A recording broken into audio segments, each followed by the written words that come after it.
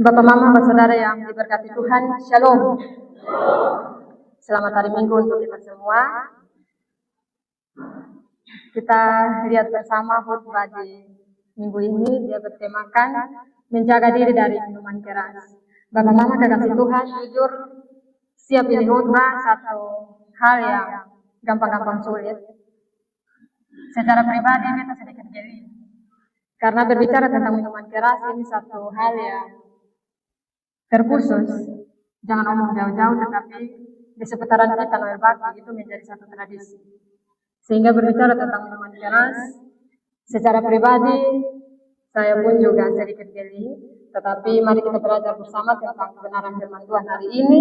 Dan mungkin kalau ada yang nanti tersinggung di tengah-tengah khotbah, itu perkataan firman Tuhan yang disampaikan kepada kita, dan mari kita menerima itu sebagai satu teguran, satu nasihat yang juga membangun kita di hari-hari kita. Kekasih-kekasih Tuhan, semua orang tua tanpa terkecuali selalu mengharapkan hal-hal terbaik bagi setiap anak-anak yang dia lahirkan, dia besarkan dengan penuh kasih sayang. Benar Bapak Mama? Setiap orang tua pasti yang paling terbaik mau untuk anak-anak ada dalam masa depan yang baik, masa depan yang gemilang, dan tentu bermanfaat bagi banyak orang. Itu keinginan semua orang tua tanpa terkecuali. Sehingga di dalam perjalanan kehidupan, setiap orang tua berusaha untuk menunjang segala sesuatu kebutuhan dari setiap anak-anak. Contohnya, mencukupi dalam hal makan minum, mencukupi dalam hal berpakaian, dan membiayai dalam hal pendidikan, bahkan lain sebagainya. Ada begitu banyak hal yang menjadi usaha dari setiap orang tua untuk masa depan anak-anak yang dia lahirkan dan juga besarkan dengan penuh kasih sayang. Tetapi demikian pula, bukan saja tentang hal-hal yang bersifat jasmania, tetapi pun juga dalam tanggung jawab sebagai orang tua. Orang tua dinasehatkan untuk juga mengajarkan, menasehatkan apa yang harus dilakukan seorang anak, dan itu dilakukan sejak dini di dalam satu keluarga. Kita menyebut keluarga itu sebagai satu tempat pendidikan yang pertama dan utama. Artinya segala sesuatu itu dimulai dari rumah. Sehingga menjadi peran orang tua untuk mengajarkan segala sesuatu, bukan saja tentang mencukupi dalam hal jasmani. Tetapi yang menjadi pertanyaan bagi kita pada saat ini, ketika kita hendak merenungkan kebenaran firman Tuhan ini, masihkah orang tua menjadi orang yang berotoritas di dalam memberikan nasihat kepada anak-anak? Masihkah orang tua didengarkan nasihatnya pada zaman yang sekarang ini? Masihkah orang tua menjadi garam dan terang bagi anak-anak? 3 pertanyaan ini menjadi relevan bagi kita semua, baik sebagai orang tua, baik sebagai anak-anak. Dengan meningkatnya teknologi, terkadang teknologi yang mengambil bagian untuk menasihatkan anak-anak dibandingkan orang tua. Atau orang tua sudah menasihatkan, tetapi anak-anak lebih dengar apa yang dituliskan di dalam media sosial dan lain sebagainya. Kekasih-kekasih Tuhan, di dalam Amsal 31 ayat 1 sampai 9, ini menjadi bagian penting bagi kita. Di dalam kita melihat bagaimana firman Tuhan mengajarkan peran orang tua dan juga anak-anak di dalam kehidupan sehari-hari.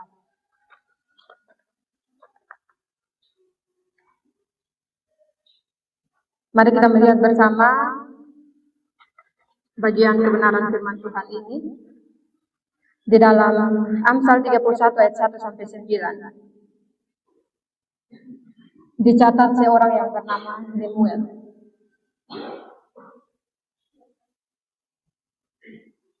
Di dalam pembacaan ini tidak dijelaskan secara terperinci siapa itu Lemuel, tetapi yang pasti bahwa dia itu raja Masa. Dia adalah raja sebuah bagian kerajaan bernama Masa, dan ada banyak penafsir yang bilang bahwa dia itu adalah Salomo atau Yedija. Karena Lemuel sendiri artinya adalah yang dipersembahkan kepada Allah atau yang dikhususkan kepada Allah. Ini berpadanan dengan bagian perkataan firman Tuhan, anak Nasar. Sehingga banyak penafsir yang bilang bahwa ini adalah Salomo. Dan Salomo menuliskan apa yang menjadi nasihat dari ibunya. Dan kita tahu bersama ibunya adalah Batseba. Dan kemudian itu menjadi nasihat yang kemudian menolong dia di dalam perjalanannya sebagai seorang raja. Dan dia pun disegani oleh karena dia mengikuti perintah-perintah ibunya. Sehingga kekasih-kekasih Tuhan benar bahwa di balik kesuksesan seorang anak ada orang tua hebat di belakang. Sepakat Pak anak-anak? Di balik kesuksesan anak-anak ada orang tua hebat yang berusaha mendoakan, mencukupi dalam segala sesuatu. Sehingga kebenaran firman Tuhan hari ini pun juga datang kepada setiap kita, orang tua dan anak-anak, dalam kita menjalankan peran-peran kita masing-masing. Bapak Mama kekasih-kekasih Tuhan, kenapa Amsal-Amsal ini ditulis oleh seorang Lemuel? Batseba, kita tahu bersama bagaimana dia bertemu dengan seorang Daud. Kita tahu bersama bagaimana kemudian dia menikah dengan Daud. Latar belakangnya kita tahu. Daud mempersunting seorang Batseba oleh karena perzinahan mata. Melihat, menyukai, kemudian melakukan segala sesuatu untuk mendapatkan Batseba. Termasuk dia harus membunuh Uria, suami dari Batseba sendiri. Sehingga ini menjadi latar belakang, sehingga Batseba menasihatkan Lemuel supaya jangan sampai dia mengulang kembali apa yang dilakukan Daud, ayahnya sendiri. Bapak Mama kekasih-kekasih Tuhan, dalam kebenaran firman Tuhan, Amsal 31 ayat 1 sampai 9, ada beberapa hal nasihat dari yang dituliskan di dalam kebenaran firman Tuhan hari ini, dan mari kita melihat satu persatu. Yang pertama, nasihat tentang perihal kekuatan sekaligus kelemahan pemimpin yakni perempuan. Perihal kekuatan sekaligus kelemahan seorang pemimpin yakni perempuan. Bapak Mama kekasih-kekasih Tuhan, seperti yang di awal tadi bahwa Daud mempersunting Batseba itu karena perzinahan mata, melihat kemudian menyukai dan melakukan segala sesuatu untuk mendapatkan. Nah, bertolak dari pengalaman itu, Batseba tidak mau anaknya melakukan hal yang sama. Karena walaupun perempuan ditempatkan sebagai penolong, tetapi pada saat yang tertentu, perempuan bisa jadi titik kelemahan seorang laki-laki dalam hal memimpin. Bapak Mama kekasih-kekasih Tuhan,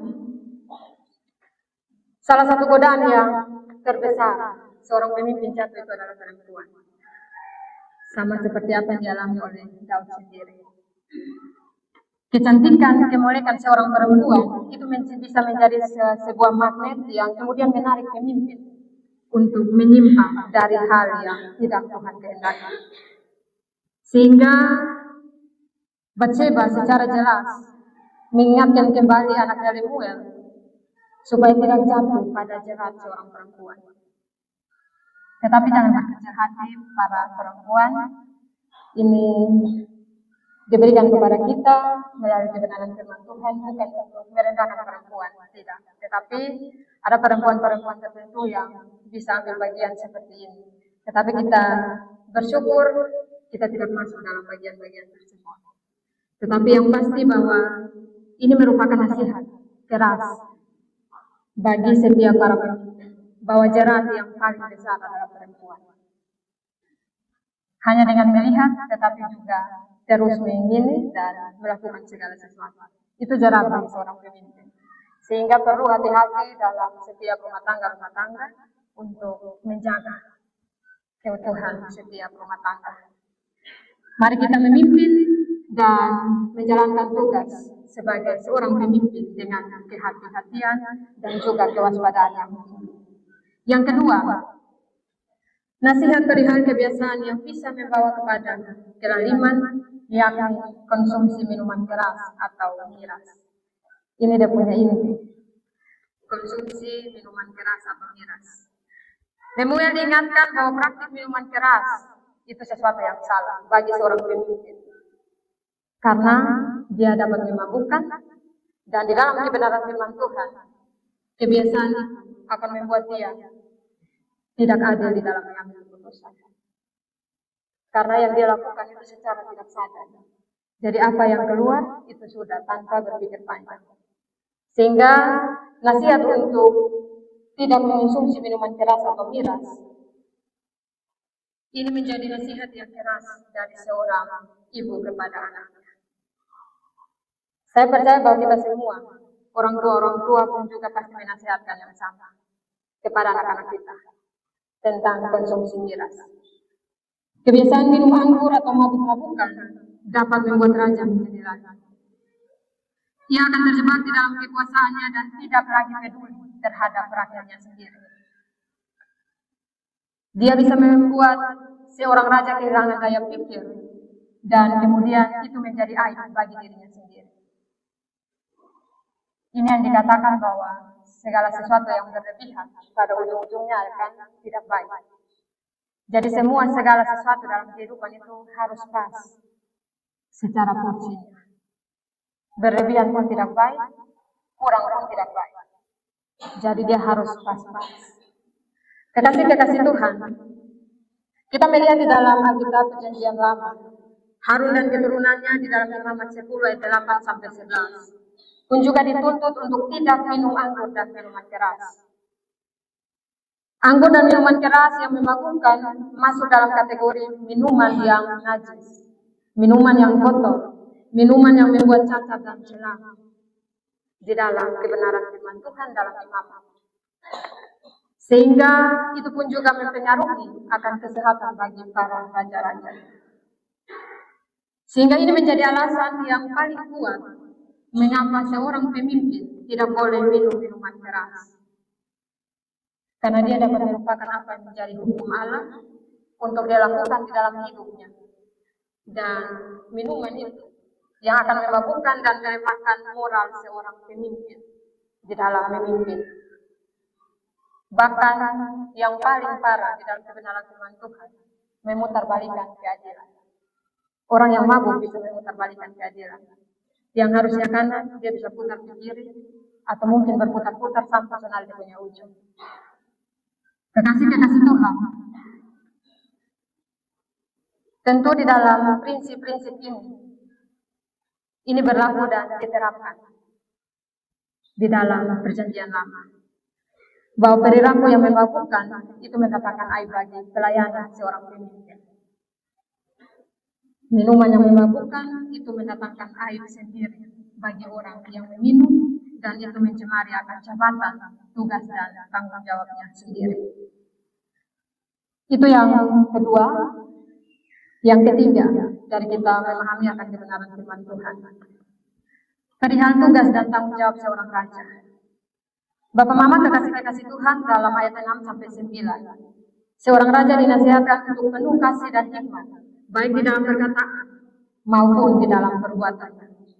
Kata-kata seorang raja yang tidak berhikmat dan perilakunya yang buruk itu menjadi batu sandungan bagi dirinya sendiri di dalam dia melaksanakan tugas kepemimpinannya.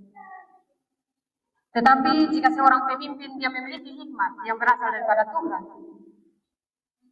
dia akan memahami apa tujuan Allah. Apa tujuan Allah di dalam dia harus memimpin satu umat. Apa tujuan Allah yang harus dia lakukan di dalam hidupnya, baik untuk dirinya sendiri ataupun bagi sesama di sekitar. Hikmat dari Tuhan yang akan menuntun orang pada kebenaran dan itu adalah jalan yang benar. Dengan demikian, kalau seseorang dipimpin oleh hikmat Allah, dia akan bebas dari perbuatan dosa, sehingga itu membuat hidupnya menjadi tenang. Bapak Mama, kekasih Tuhan, orang yang minum minuman keras, biasa orang bilang bahwa karena ada masalah, jadi mau lupa sejenak masalah itu. Kemudian dia minum, mungkin sejenak, tapi ketika efek alkohol sudah hilang, tetap akan kembali ingat. Sehingga ini yang dimaksudkan kebenaran firman Tuhan. Sumber ketenangan itu hanya dari Tuhan, bukan dari alkohol dan bukan dari hal-hal yang lain. Sehingga kita tidak bisa bilang bahwa alkohol bisa menghilangkan semua beban. hilang hanya pas ketika dia punya efek itu ada. Tetapi ketika hilang, kita lebih parah dari yang sebelumnya. Sehingga kebenaran firman Tuhan hari ini dengan tegas bilang bahwa sumber ketenangan yang sejati itu hanya dari Tuhan. Sehingga seseorang yang memimpin, seorang pemimpin harus meminta hikmat itu dari Tuhan sendiri. Untuk ia tetap ada dalam tugas tanggung jawab sebagai seorang raja, dan itu secara benar, tidak pada hal yang salah. Bapak Mama kekasih-kekasih Tuhan, ibu dari Lemuel menasihatkan Lemuel untuk bukalah mulut, yang artinya berbicara. Buka mulut artinya berbicara. Ini adalah satu tindakan yang dilakukan dalam mengambil keputusan atau dalam memperjuangkan sesuatu. Sehingga kata bukalah yang dimaksudkan adalah berjuang untuk sesuatu yang positif. Berjuang untuk sesuatu yang positif, dan Lemuel dapat berbuat demikian kalau dia tidak ada dalam keadaan tidak sadar. Orang yang dapat membuka mulut bagi banyak orang dalam memperjuangkan segala sesuatu, dia harus lakukan secara sadar, bukan karena tidak sadar, dan itu malah membuat banyak orang bersalah. Bapak Mama kekasih-kekasih Tuhan, demikianlah pengajaran yang diterima oleh Raja Lemuel menurut kebenaran firman Tuhan hari ini. Amsal 31 ayat 1 sampai 9. Dan melihat dari nasihat yang diberikan oleh ibu dari Lemuel, kita melihat bahwa ini kasih yang begitu besar dari orang tua. Ini kasih yang begitu besar bagi seorang anak dari orang tuanya sendiri, dalam hal ini mama. Kita yakini bersama bahwa kasih dari orang tua itu bukan hanya mama, tetapi bapak pun juga memiliki kasih bagi anak-anak.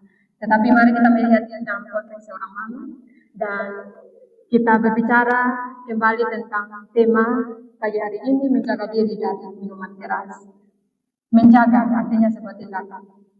Tindakan yang dilakukan secara hati-hati, tindakan yang dilakukan secara waspada, agar tidak ada bahaya, tetap aman, dan terus ada di dalam kondisi yang baik. Kata menjaga berarti suatu tindakan berusaha, bukan sekedar kata-kata. Sehingga kalau kita berbicara tentang menjaga diri dari minuman keras, hari ini dalam konteks kita NTT, berbicara tentang minuman keras itu satu hal yang mendarah daging. Itu sudah menjadi budaya tradisi, seperti di awal saya katakan bahwa itu tidak bisa dihilangkan di dalam konteks budaya NTT. Sehingga mungkin ini menjadi alasan kenapa Majelis Sinode mencanangkan tema hari ini tentang menjaga diri dari minuman keras. Karena mungkin ada begitu banyak masalah-masalah yang terjadi karena minuman keras. Sebelum kita masuk di dalam pokok perenungan bagi kita melalui kebenaran firman Tuhan hari ini, ada beberapa fakta yang ini pun juga tentang minuman keras. Saya lansir dari Poskupang tentang opini NTT, Minol, dan Miras. Kementerian Kesehatan Republik Indonesia melakukan suatu riset dan menemukan bahwa NTT menjadi provinsi pertama, posisi pertama dari konsumsi alkohol terbesar. Bangga Bapak Mama. Posisi pertama dari pengonsumsi alkohol. Itu riset dari Kementerian Kesehatan. Kemudian disusul dengan Sulawesi Utara, Bali, Maluku, dan Papua. NTT yang pertama.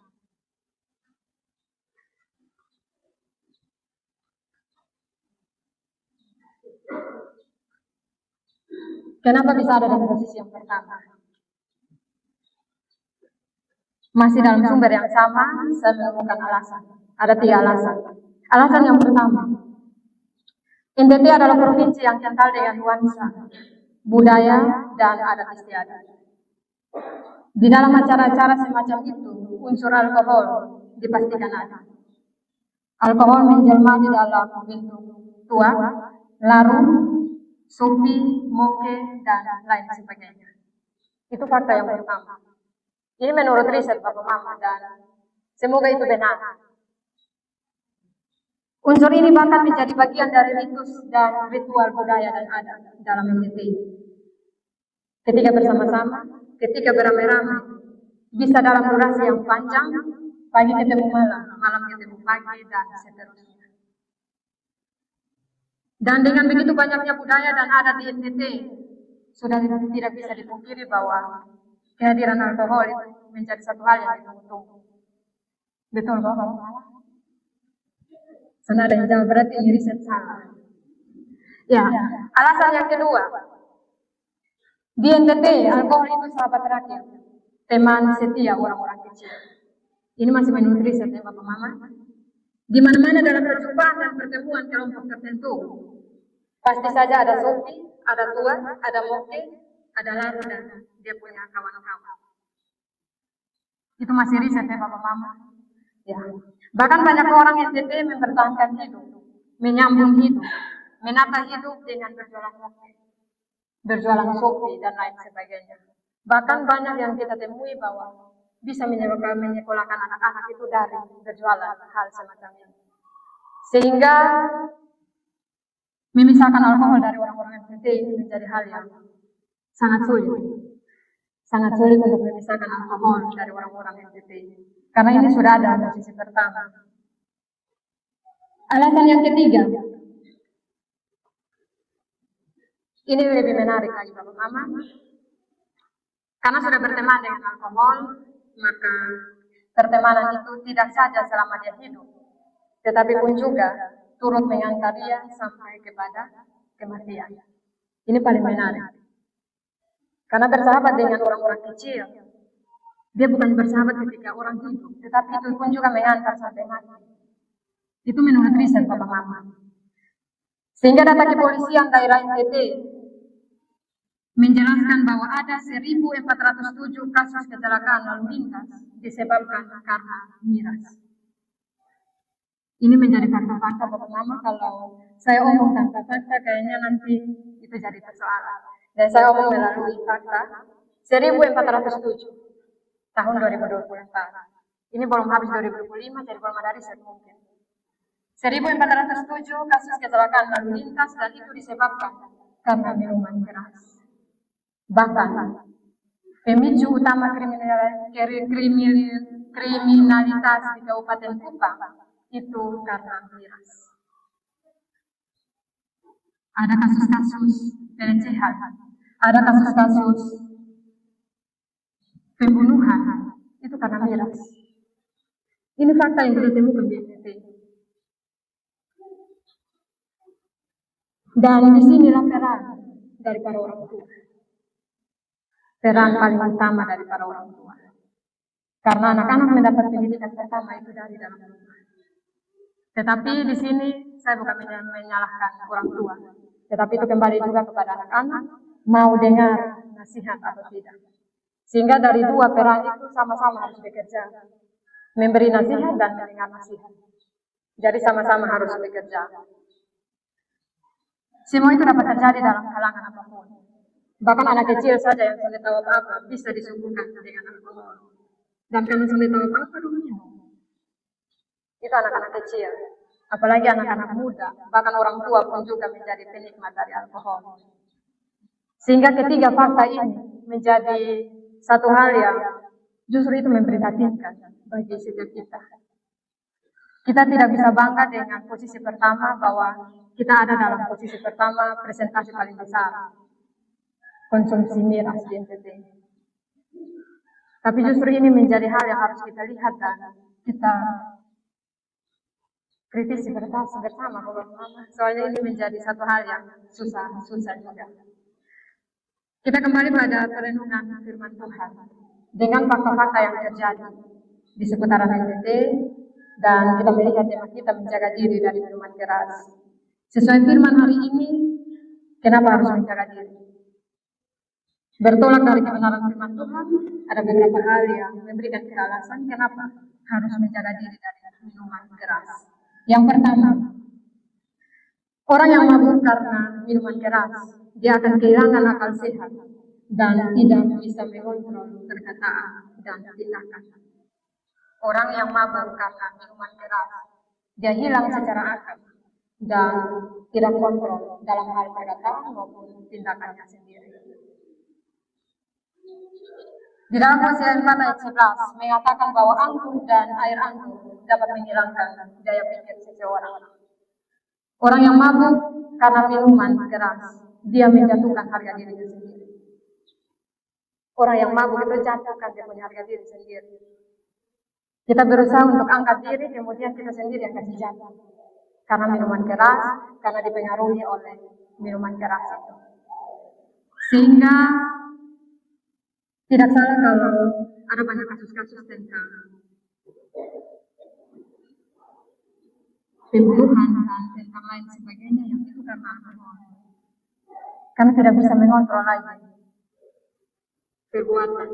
Bahkan bukan hanya perbuatan, pikiran, perkataan pun juga itu bisa menjadi pemicu. Sudah mabuk sedikit, kata-kata yang keluar, entah kita yang dengar kalau tersinggung berarti satu hal. Sehingga orang yang mabuk, dia perlu untuk mengoreksi dirinya sendiri. Karena jangan sampai dia sendiri yang kasih jatuh harga diri. Bukan orang lain, diri sendiri yang kasih jatuh harga diri. Sehingga benar bahwa aksi kriminalitas di dalam NTT itu terjadi karena minuman keras. Ada banyak kasus yang kita temukan. Yang paling parah itu pembunuhan. Saya ingat bahwa ada kasus pembunuhan di Babau kalau tidak salah, itu dalam pesta pernikahan. Itu menjadi viral ketika kasus itu terjadi karena minuman keras. Itu yang paling besar, pembunuhan. Kekasih Tuhan, maka hari ini firman Tuhan menasihatkan kita melalui Ibu Lemuel untuk menjaga diri dari minuman keras. Karena itu dapat merusak pergaulan kita dan itu mendatangkan tindakan-tindakan yang tidak bermoral. Karena itu jaga kekudusan hidup kita sebagai seorang pemimpin. Kita dipanggil sebagai seorang pemimpin. Pemimpin dalam rumah tangga, pemimpin di sekolah, pemimpin di dalam satu komunitas, pemimpin di dalam gereja. Kita semua adalah pemimpin. Kita bukan saja memimpin orang lain, tetapi diri kita sendiri pun juga harus memimpin. Sehingga mari menjaga kekudusan diri kita untuk kita jangan sampai mabuk. Jangan sampai mabuk. Sehingga di dalam apapun tantangan yang kita hadapi, kalau kita bilang bahwa minuman keras bisa menghilangkan sedikit beban, mari kita mencari ketenangan di dalam Tuhan, bukan di dalam minuman keras. Karena segala sesuatu yang saya katakan bahwa berlebihan, ujung-ujungnya tidak baik. Jadi segala sesuatu itu harus ada di punya porsi. Minum secukupnya, supaya jangan sampai mabuk. Bukan sonde minum sama sekali, minum secukupnya. Karena kembali bahwa itu budaya, Bapak Mama, jadi kita sudah bisa bilang sonde boleh. Tapi minum secukupnya. Yang kedua, orang yang mabuk karena minuman keras, dia tidak fokus di dalam menjalankan tugas dan tanggung jawab. Baik sebagai seorang guru, baik sebagai seorang anak sekolah, baik seorang kepala keluarga, dan lain sebagainya. Tidak akan fokus. Contoh kecil, ada bapak-bapak yang mau ke kebun, tapi di tengah-tengah perjalanan, dia temukan satu perkumpulan. Perkumpulan baik, saya bilang. Perkumpulan baik, kemudian dia gabung. Pada akhirnya tujuan ke kebun, pindah dengan tujuan yang lain. Pulang sore tetapi bukan ke kebun, tetapi menjaga persekutuan. Pastinya bahwa persekutuan itu minuman keras. Bapak Mama, ini contoh kecil. Kita tidak fokus kepada pekerjaan, tidak fokus pada tugas tanggung jawab karena kita lebih tergoda dengan hal-hal seperti ini. Ini contoh-contoh kecil. Ada begitu banyak contoh-contoh yang lain yang mungkin kita bisa pikirkan sendiri-sendiri, baik sebagai anak-anak muda, orang tua, kita bisa ambil itu sebagai satu contoh. Oleh karena itu, melalui firman Tuhan saat ini, kita diingatkan untuk menjauhkan diri dari minuman keras agar kita fokus kepada tugas tanggung jawab diri kita masing-masing. Bapak mama pasti kita bertanya-tanya, kalau begitu berarti alkohol itu berdosa. Minum alkohol itu berarti berdosa. Pasti kita bertanya-tanya demikian. Tidak. Minum alkohol itu tidak berdosa. Berdosa kalau kita minum secara berlebihan. Tuhan tidak melarang untuk orang minum alkohol. Alkohol dalam dunia medis bilang bahwa itu baik untuk pencernaan. Bahkan ada bagian-bagian alkohol yang kemudian digunakan dalam obat-obatan dan lain sebagainya. Sehingga alkohol ini bukan sesuatu yang kita bilang bahwa dia berdosa. Berdosa kalau kita minum secara berlebihan dan berbuat dosa. Kalau minum secukupnya kemudian hanya untuk pencernaan, itu sesuatu yang baik supaya kita tetap sehat. Itu hal yang kedua. Yang ketiga, mari menjaga diri dari minuman keras untuk kita dapat berpikir jernih, berbicara benar, mengambil keputusan yang adil, dan berempati kepada mereka yang susah. Di dalam kebenaran firman Tuhan bilang bahwa orang yang mabuk dia tidak berpikir jernih. Dia merupakan hak-haknya. Sehingga mari menjaga diri dari minuman keras. Supaya apa yang kita lontarkan itu juga benar, pun juga kita membela orang-orang di sekitar kita dengan secara adil. Firman Tuhan mengingatkan kita hari ini melalui Ibu Lemuel untuk kita menjaga diri dari minuman keras dalam hal kita menjalankan tugas tanggung jawab sebagai seorang pemimpin. Agar kita dapat berpikir jernih, kita berbicara yang benar, supaya jangan ada hal-hal yang ditimbulkan karena perkataan-perkataan kita. Itu yang ketiga, yang keempat, dan terakhir. Seorang pemimpin, dia harus terlebih dahulu menjadi teladan bagi orang yang dipimpinnya. Tiga hal tadi sudah melarang. Yang keempat, ini ditegaskan bagi kita, seorang pemimpin dia harus terlebih dahulu menjadi teladan. Kita semua adalah pemimpin-pemimpin. Orang tua, anak muda, semua kita adalah pemimpin. Sehingga kita terlebih dahulu harus menjadi teladan. Jangan sampai kita hanya kuat dalam menasihati, tetapi dalam perbuatan kita tidak menjadi teladan. Sehingga antara kata dan perbuatan juga sama-sama menjadi teladan. Bapak Mama, kekasih-kekasih Tuhan, fakta-fakta yang tadi yang saya sudah sampaikan, ini menjadi hal yang harus kita perhatikan bersama, bahwa banyak pemimpin-pemimpin yang jatuh karena dia tidak bisa mengontrol dirinya sendiri. Banyak pemimpin-pemimpin yang jatuh karena dia tidak bisa mengontrol dirinya sendiri. Dia tidak bisa menjadi teladan dalam kata dan tindakan. Sehingga dia sendiri yang membengkokkan hak-hak dari umat yang dipimpinnya.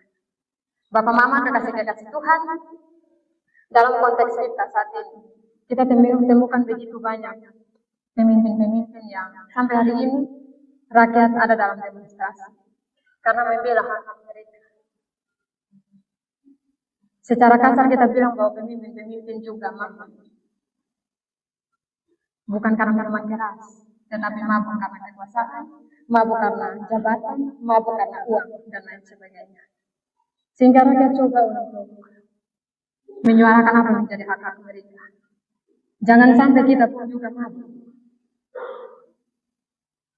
Kekasih-kekasih Tuhan, hati-hati supaya kita jangan jatuh dalam hal-hal yang tidak sesuai dengan kehendak Tuhan.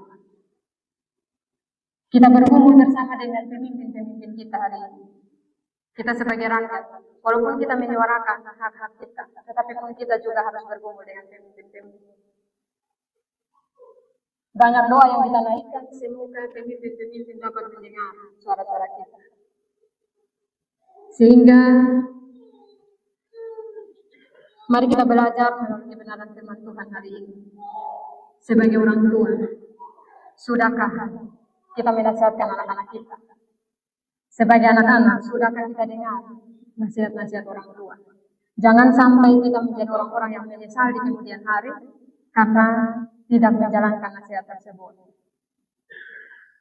Nasihat itu sesuatu yang baik dan untuk masa depan.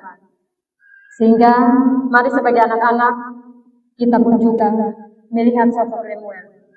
Dia mendengar, dia menuliskan dan melakukan itu. Sehingga sebagai anak-anak kita meniru itu di dalam perjalanan kita hari lepas hari. Sebagai anak-anak muda kita pakai itu sebagai pegangan Tuhan. Bahwa nasihat orang tua itu menjadi pegangan yang kokoh untuk kita menjalani hari-hari kita. Kekasih-kekasih Tuhan, mari kita bijak sebagai orang tua, pun juga kita bijak sebagai anak-anak. Ingat bahwa tubuh kita adalah bait Allah. Sehingga sudah menjadi tugas dan tanggung jawab kita untuk menjaga kekudusan bait Allah.